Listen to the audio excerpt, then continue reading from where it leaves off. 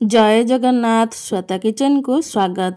आज चलतु बनाइबा Brahmapur special snacks jar ना सेगु डालू। प्रथमे 2 कप पानी नेबा।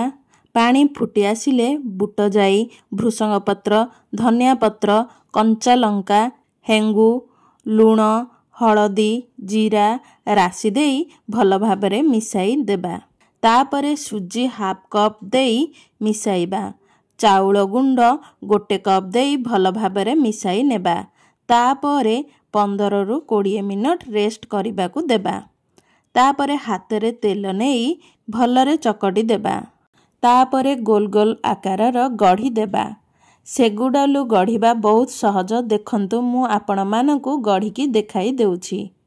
अल्प राशि देई एमिति गढ़ी नेबा। तापरे करेई रे तेल गरम करिबा। सेगु डालू को तेल रे देबा। गोल्डन ब्राउन कलर हेबा पर्यंत छाणिबे।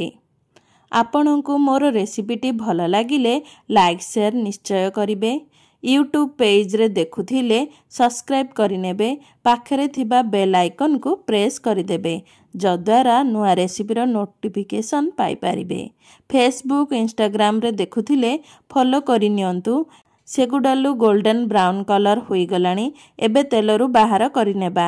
सबु सेगु डालू को छाणी देबा। देखंतु एहीपरी घरे बनांतु। इवनिंग स्नैक्स रे चाहा सह एंजॉय करंतु। किपरि लागिला कमेंट सेक्शन रे जणाइबे। सेगु डालू रेडी होई गला। रहुछि। धन्यवाद।